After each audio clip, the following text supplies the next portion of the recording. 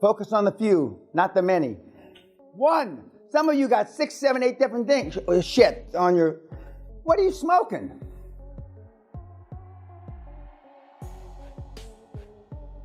Focus on one.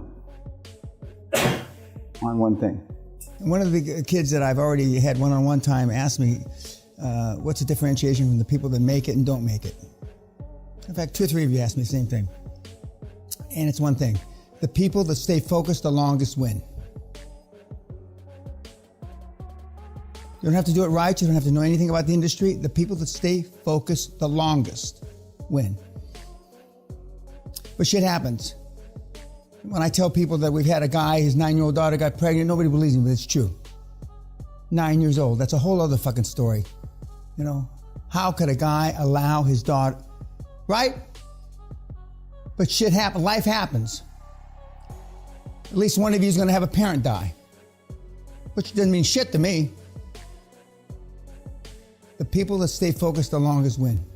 30-some years ago, Bill Gates always wanted to have Warren Buffett as his mentor. And this is on Google even. And so he hadn't got around to going to see Warren yet.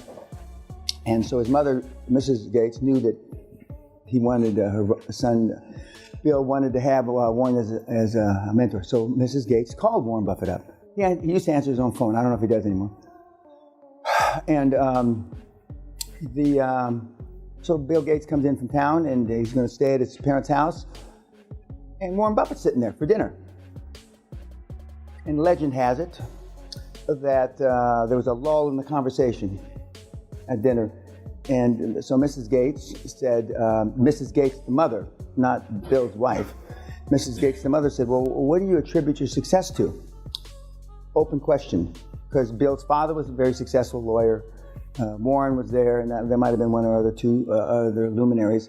And simultaneously, Warren and Bill Gates answered the question with one word: focus. Not meander moron meatheads like you. Focus. And I've added laser beam focus. They attribute all their success to focus. And then they go on to say, knowing when to say no, and time management. And once in a while, there'll be a guy who's not as harsh. But that's rare. That's rare. And they're normally gifted, geniuses, and you don't have to worry about that in this fucking room. I mean, that ain't gonna happen. Even the Indian CEOs are rougher than fuck. I mean, they are. And, you know, they just are. They seem, you know, oh, bullshit, but I mean, they're rough fuckers. I mean, to stay focused and to stay laser beam focused and to make people accountable and not accept any bullshit, you have no idea how that separates you from everybody else. If you start keeping your parents accountable, they won't talk to you anymore. Every time your parents talk bullshit, that's bullshit, Mom. I mean, what are you smoking? Give me some of it if it's not addictive. Your parents talk bullshit. You know they talk bullshit. Why do you listen to it? Some say out of respect. I say out of no balls. Why? Why do you listen to their bullshit? We all know why. Guilt. You should have rolled down that fat fucking thigh. And I can say that because when you're pregnant, all women have fat thighs. It's not just because you're fat. They got fat thighs. And some of your moms gained 60, 80 pounds, 40 fucking kilos. Jesus Christ. Fucking sickening. They look like fucking Volkswagens. And you know I'm telling the truth. You know, they look like rhinos. You couldn't confuse Mr. Jobs with the facts. And I am very similar. My facts. We have intergalactic truth, We've got intercontinental truth, we have national truth, and we got our motherfucking truth.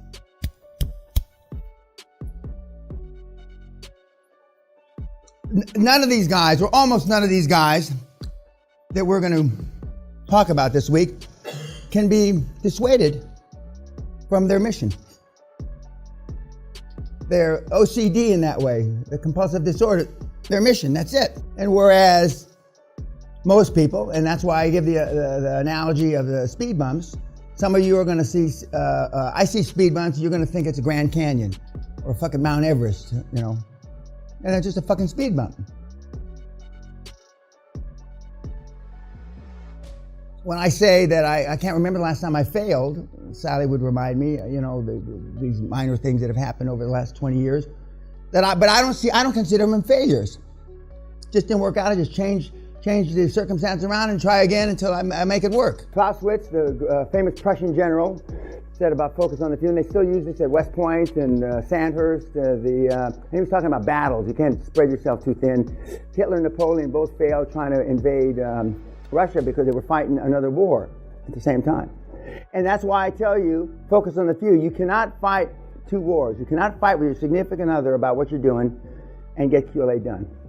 Not possible. So either your significant other just is quiet and shuts up, or she really gets on board. And when we talk about appointments, the first appointments that I make, I find out when your birthday is. Because they list that on fucking Facebook, they list it on, I'm not sure if they list it on LinkedIn. If your birthday is August the 4th, that's our first meeting. 8 o'clock at night, August the 4th. Valentine's Day, first meeting. Christmas Eve, first meeting. Rosh Hashanah.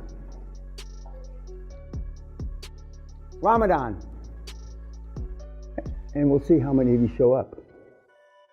Michael Milken, the king of junk bonds back in the day, his first meetings when you're going to pitch him a deal were either 2 a.m. or 4 a.m. in the morning. 2 a.m. or 4 a.m. in the morning. I remember him telling me, this is 30 years ago, Danny, you have no idea how many meetings that eliminates for me. At his house in Encino. 2 a.m. or 4 a.m.